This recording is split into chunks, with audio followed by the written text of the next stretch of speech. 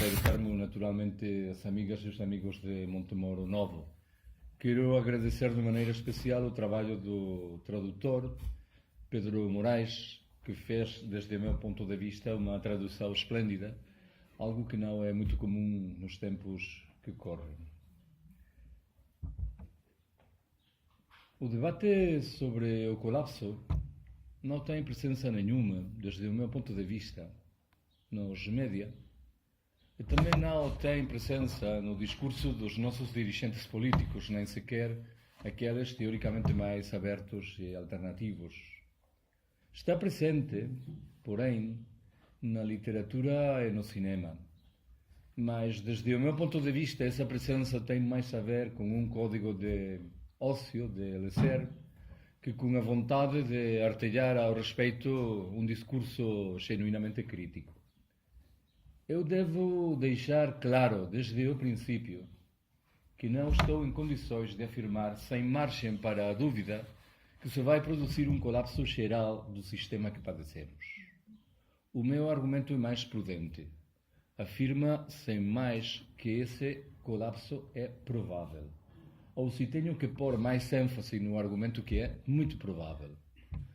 Parece-me decisivo lembrar que muitos prognósticos que antecipavam a manifestação de dados negativos e a vinculavam com o ano 2100 começam a antecipar no tempo a sua manifestação. E falam agora do 2060, do 2040 ou do 2020 praticamente na volta da esquina. Qual é a primeira observação que quero fazer-vos? Poderia ler uma longa definição de colapso, mas os meus apontamentos colapsaram e vai ser um bocadinho difícil. Por isso, vou preferir isolar 4 elementos da definição correspondente que são suficientes, suspeito, para entender o que significa a palavra colapso. Qual é o primeiro desses elementos? O carácter irreversível do processo correspondente, que é, ao cabo, o que o distingue de uma simples crise. Quando falamos de uma crise, parece que damos por certo que é possível regressar ao cenário anterior à crise. Quando falamos do colapso, esta possibilidade não se faz valer. Um segundo elemento importante desenvolve-se na forma de uma pergunta. O colapso é um processo ou, pelo contrário, é um momento? Numa primeira aproximação, pareceria evidente que se trata de um processo. Se estamos a falar das consequências das mudanças climáticas, sabemos que uma delas, fundamental, é uma subida paulatina, processual, da temperatura média do planeta. Se nos estamos a referir aos efeitos do esgotamento do petróleo, sabemos de novo que esse esgotamento é processual, paulatino. Mas devo lembrar-vos que a lógica do capitalismo contemporâneo é muito a miúde a lógica das bolhas financeiras, especulativas e imobiliárias. Tentemos sair deste problema. Parece-me que o razoável é afirmar que o colapso, numa primeira aproximação, é certamente um processo, que bem pode conduzir, porém, a um momento preciso, a partir do que esse processo devenha irreversível. O terceiro elemento da definição é o relevo que corresponde atribuir ao conceito de complexidade. Não sei se alguma das pessoas que estão aqui leram o livro de Jared Diamond intitulado Colapso, que é um estudo de uma dúzia de colapsos registrados no passado. O Império Romano, o Império Azteca, o Império Bizantino, a Ilha de Páscoa. Em todos esses processos, Diamond identifica como um fator importantíssimo, a complexidade. A tese principal afirma que quando as sociedades se vão fazendo mais complexas, para resolverem muitos dos seus problemas, precisam de quantidades crescentes de energia num momento no que a energia, de maneira significativa, falta. Acho que este argumento percorre praticamente todas as teses que vou empregar mais adiante. Resgato um quarto e último elemento. A presença de códigos valorativos tanto mais delicados quanto que normalmente não somos conscientes de que estão aí. E isto em dois âmbitos diferentes. O primeiro desses âmbitos obriga a salientar que quando escrevi o capítulo do livro, que se interessava pelos colapsos registrados no passado, descobri com surpresa que a maioria dos historiadores que se interessaram por esses colapsos atribuíam uma condição negativa a três processos que, desde o meu ponto de vista, são fundamentalmente saudáveis: a desxerarquização, a re-ruralização e as ganâncias em matéria de autonomia local. Repito, estes três processos, que desde o meu ponto de vista ilustram que o colapso também vai ter consequências saudáveis, são descritos unanimemente como negativos pelos historiadores do sistema. Há uma segunda manifestação, já o anunciei, desses códigos valorativos. Quando escrevia o livro, a miúde me assaltou a ideia de que o conceito de colapso que nós empregamos tem certa dimensão etnocêntrica.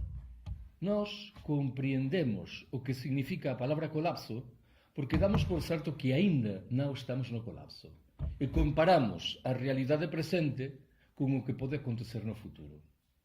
Explicar que o colapso a uma criança nascida na faixa de Gaza parece-me extremamente difícil. Por quê? Porque toda a sua vida foi um colapso. Algo que importa salientar porque ilustra a tese geral de que o colapso é a realidade contemporânea para muitos seres humanos e não, como no nosso caso, uma possibilidade futura mais ou menos importante. Qual é a segunda observação que quero fazer-vos? Temos que perguntarmos pelas causas principais que viriam a explicar o risco de um colapso geral do sistema que padecemos.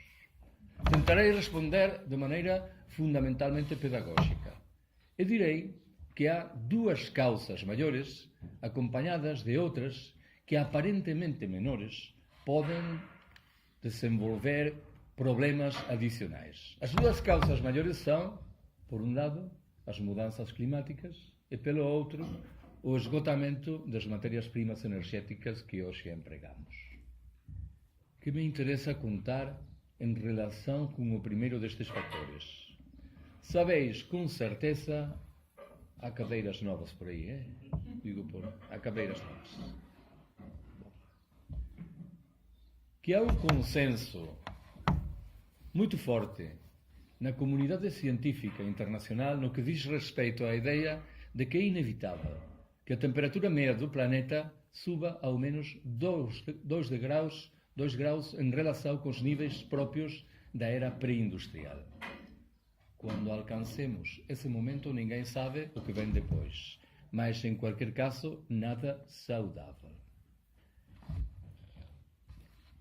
Conheceis também, com certeza, quais são algumas das consequências fundamentais das mudanças climáticas. Um incremento geral das temperaturas, a subida do nível do mar, um progressivo desgelo dos polos, a desaparição de muitas espécies, a desertização, a deflorestação, a manifestação de problemas graves no desenvolvimento da agricultura e da ganaderia. No que respeita ao segundo grande fator, o esgotamento das matérias-primas energéticas, devo lembrar que, segundo uma estimação, de não dispor do petróleo, do gás natural e do carvão, os 67% dos integrantes da espécie humana morreriam. António Turiel é o máximo experto espanhol no chamado pico do petróleo, ou como se diz em inglês?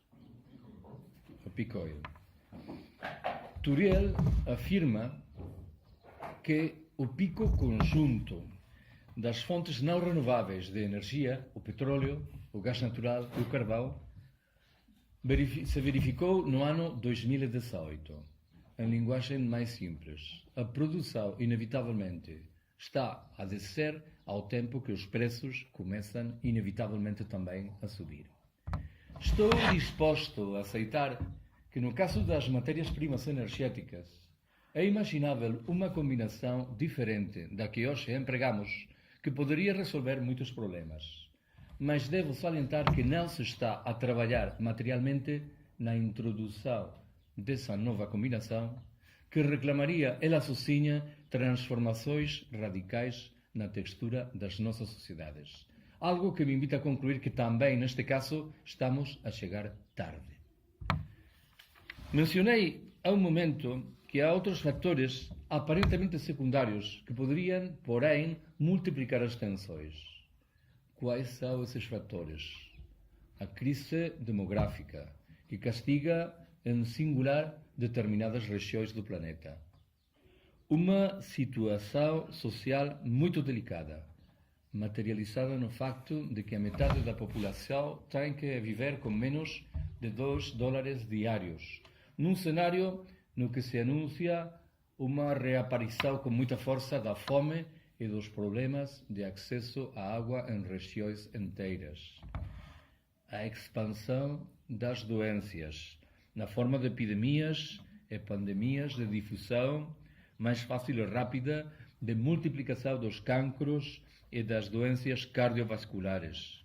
Um cenário invivível para as mulheres, que anuncia uma ratificação das regras próprias da sociedade patriarcal. O efeito multiplicador da crise financeira, na forma de caotização, inestabilidade, perda de confiança e incertidumbre. A proliferação de violências várias, na forma, ante todo, de genuínas guerras de rapina desenvolvidas pelas grandes potências do norte na procura das matérias-primas que lhes faltam. Enfim, a idolatria que sigue merecendo a tecnologia e o crescimento econômico.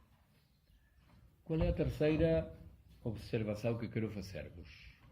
Tenho que me perguntar pelos traços previsíveis da sociedade pós-colapsista. É fácil intuir que responder esta pergunta exige doses muito notáveis de especulação. Não sabemos se o colapso vai ser fundamentalmente um processo ou um momento. Não conhecemos quais vão ser as suas causas precisas. Também não conhecemos as respostas que vai provocar. Intuímos que se manifestará conforme atrasos diferentes nuns ou noutros lugares. Enfim, desconhecemos o momento do colapso. De todas estas incógnitas, só estou interessado em me referir à última. As pessoas que, desde o meu ponto de vista, trabalharam a sério sobre o colapso, afirmam que este não é para dentro de 100 ou 150 anos, que o período crítico que temos que estudar é o que separa o 2020 e o 2050. De novo, devo sublinhar, na volta da esquina do momento no que estamos. Ainda com todas estas cautelas, suponho que uma maneira de responder essa pergunta relativa aos traços fundamentais da sociedade pós-colapsista identifica, em primeiro lugar, uma redução dramática da oferta de energia, que terminará com a civilização do automóvel, tal como hoje a conhecemos, e também com o comércio internacional. Um segundo elemento importante assumirá a forma de um golpe muito forte que padecerão as instâncias que se caracterizam pela centralização e pelo uso intenso de energia e de tecnologia.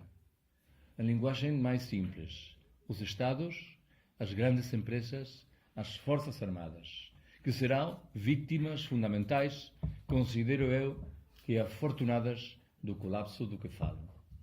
No âmbito econômico, as consequências serão uma redução do crescimento, o fechamento massivo de empresas, um desemprego generalizado, a desintegração dos estados do bem-estar e a subida dos preços de muitos dos produtos básicos. E na ausência de crescimento, o sistema financeiro quebrará, com problemas visíveis para a sanidade e a educação, e com vítimas nas de quase sempre. A gente idosa, as mulheres, as crianças. O golpe será muito mais forte nas cidades que no mundo rural. ainda que é certo que não todas as cidades padecerão por igual esse golpe. Sairão melhor paradas as cidades que dispõem de superfícies agrícolas importantes nos seus arredores, que contam com água em abundância, que estão em encruzilhadas de caminho e que têm um carácter mais bem tradicional ou vetusto.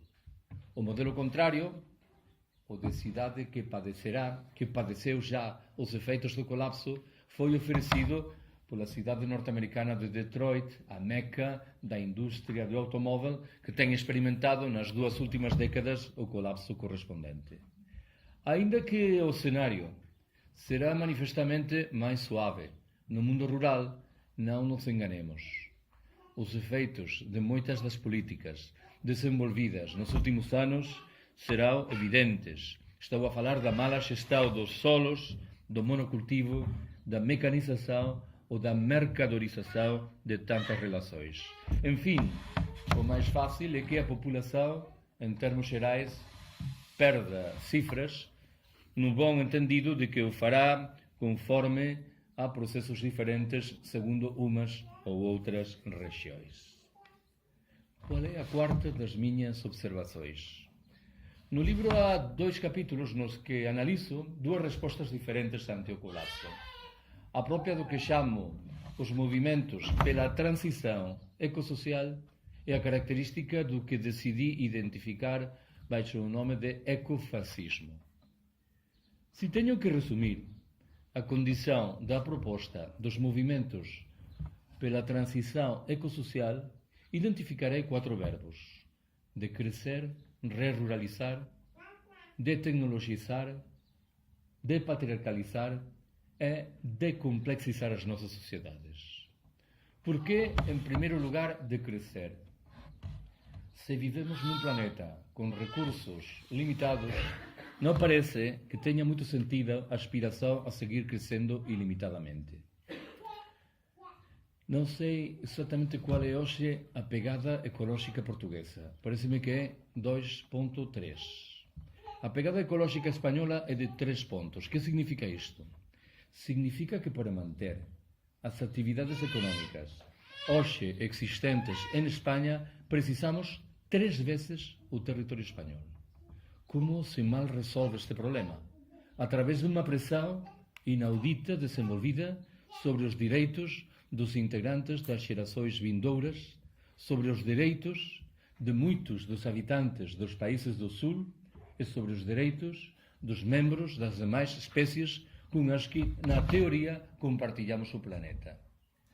Neste âmbito de conceitos, a perspectiva do decrescimento afirma que no norte desenvolvido inevitavelmente temos que reduzir os níveis de produção e de consumo, mas reclama a introdução de regras muito diferentes das que hoje aplicamos. Em que estou a pensar?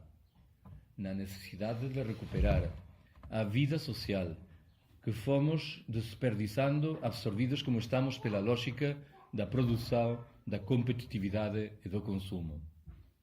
O ócio criativo, frente às formas de ócio, sempre mercadorizadas, que oferece o sistema que padecemos.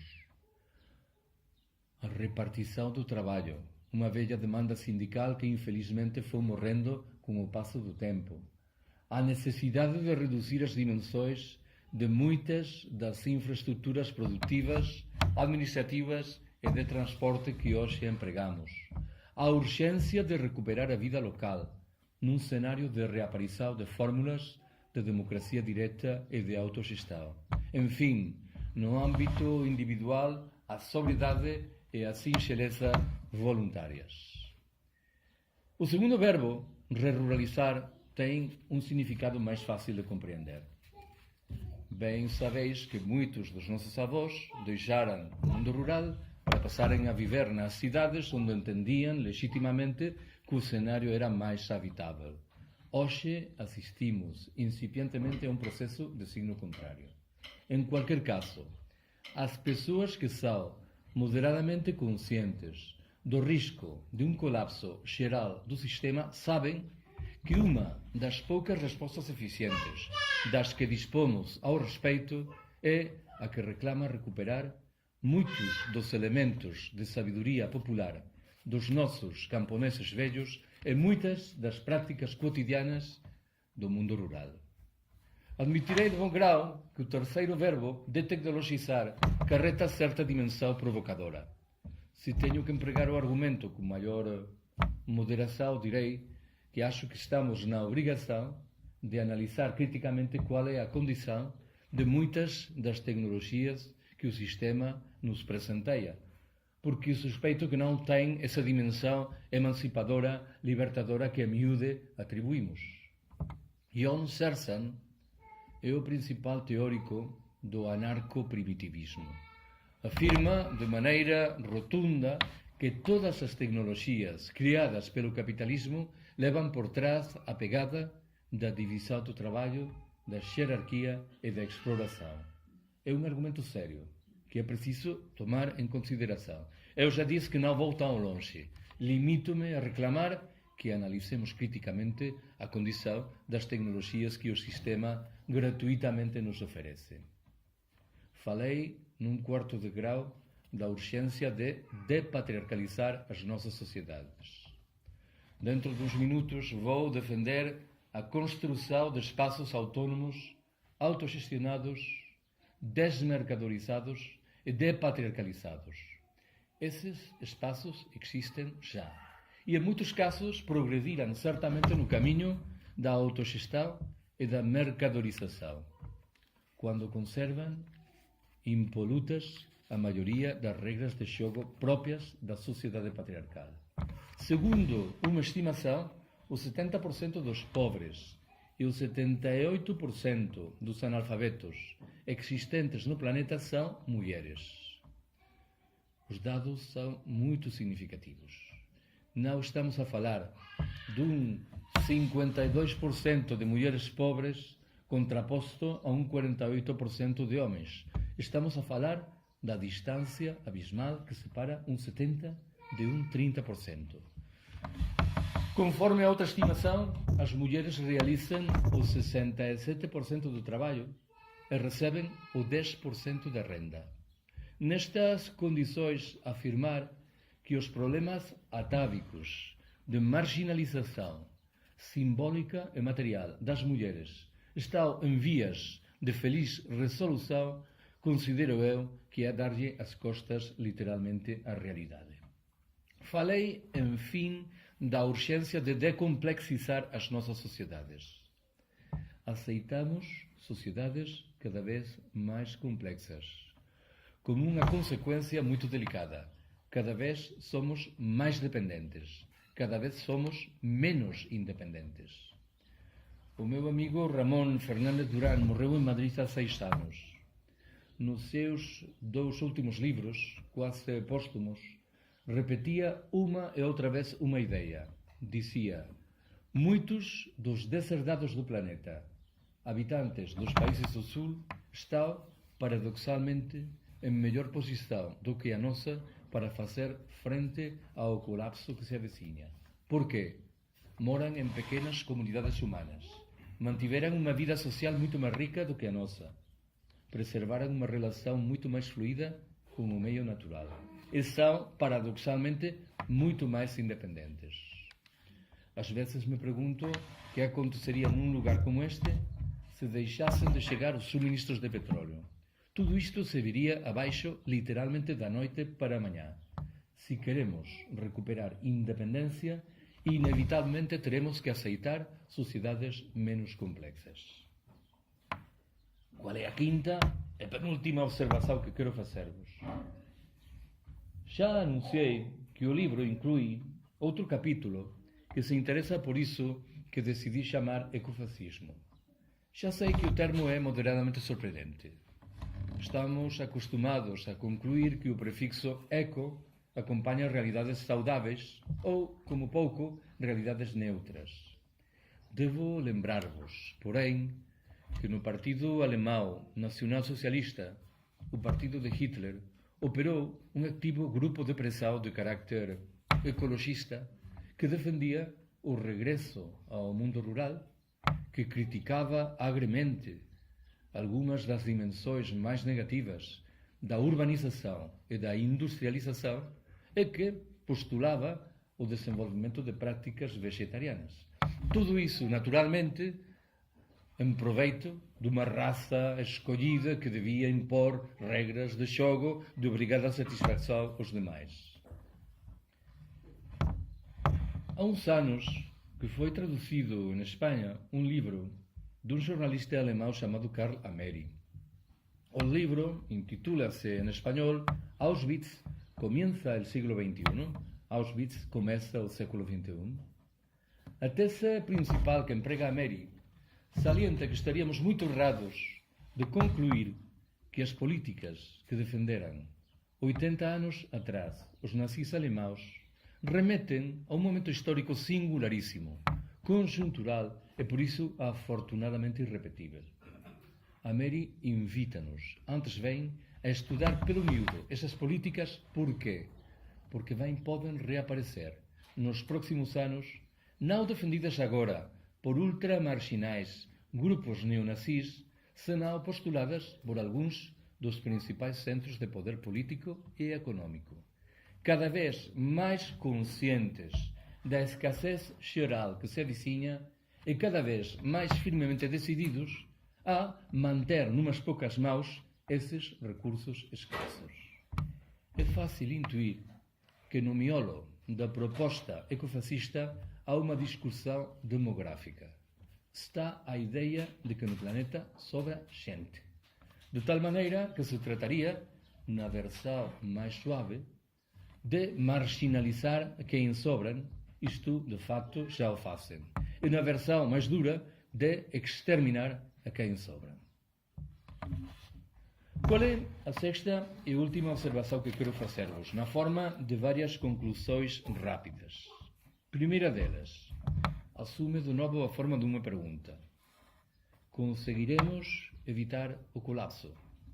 Na minha intuição, a resposta é não. O que está ao nosso alcance é mitigar a manifestação de algumas das suas construções mais negativas e provavelmente adiar um bocadinho no tempo essa manifestação. Qual é a segunda conclusão? Nos círculos onde eu me movo, a discussão sobre o colapso provoca duas reações diferentes. A primeira é cruamente realista e afirma que não temos outra possibilidade que esperar a chegada do momento do colapso. Por quê? Porque este último será a única fórmula que permita que a maioria dos habitantes das nossas sociedades perceba quais são as suas obrigações. Esta primeira perspectiva é, sim, muito realista, mas é um tanto desalentadora. Em parte porque tem certo carácter imobilista ou imobilizador, e em parte porque parece ignorar que o colapso, por definição, vai ter consequências dramáticas na forma de uma multiplicação espetacular dos problemas e de uma redução paralela da nossa possibilidade de resolvê-los. A segunda das respostas tem um carácter voluntarista, na medida em que dispõe de um apoio social muito limitado. Afirma que temos que sair com urgência do capitalismo e que o que hoje está ao alcance das nossas mãos é abrir espaços autónomos, autogestionados, desmercadorizados e despatriarcalizados. Já disse antes que esses espaços existem. Estou a pensar no que significam no cenário espanhol muitas das ecoaldeias, as cooperativas integrais, os grupos de consumo, as formas de banca ética e social que foram aparecendo, ou o movimento de trabalhadores que em regime autogestionário cooperativo se fizeram com o controle de empresas que estavam perto de fechar. Eu tenho boa relação pessoal com alguns dos economistas social-democratas espanhóis mais importantes, mas muitas dissensões. Parecem convencidos de que a sua tarefa principal consiste em me convencer de que é muito importante criar, por exemplo, uma banca pública. Eu tenho que fazer ao respeito uma pergunta delicada. quanto tempo temos por diante. Se o prognóstico que antes invoquei, o que falava de um período crítico que separa o 2020 do 2050, é certeiro, estaríamos na obrigação de modificar rápida e radicalmente a maioria das regras de xogo próprias das nossas sociedades. Esses espaços autónomos que venho de defender, desde o meu ponto de vista, só terão um significado pleno se são capazes de federar-se entre si e de acrescentar a sua dimensão de confrontação com o capital e com o Estado. De novo, devo sublinhar que há divisão de opiniões no que diz respeito a qual deve ser a sua função principal. Alguns respondem dizendo: a sua tarefa principal consistirá em evitar o risco do colapso. Outros começamos a responder dizendo: a sua tarefa principal consistirá em funcionar como escolas que nos permitam aprender o que devemos fazer depois do colapso. Qual é a terceira das conclusões? Acho eu que uma das habilidades maiores do sistema que padecemos é a de conseguir evitar que façamos as perguntas importantes. Proponho um exemplo do que quero dizer. O discurso dominante afirma que temos que procurar novas fontes de energia que permitam manter isto que alcançamos e talvez acrescentá-lo. Qual é a pergunta que consiguen que não façamos? Realmente nos interessa manter isto? Ou teríamos muitas vantagens derivadas de prescindir de muitos dos elementos disto? Imaginai que amanhã o presidente da Federação Russa, o Sr. Putin, anunciasse que o seu país tem descoberto nas águas do Oceano Glacial Ártico um gigantesco jazigo de hidrocarburos que pode permitir que o consumo planetário de energia se mantenha durante uma década mais conforme os níveis atuais. Alguém pensa a sério que aproveitaríamos esses 10 anos para repensar criticamente qual é a condição das nossas sociedades? Dou por certo que dentro de 10 anos teríamos que formular perguntas como as que estou formulando agora eu mesmo. Qual é a quarta e penúltima observação, maneira de conclusão que quero fazer?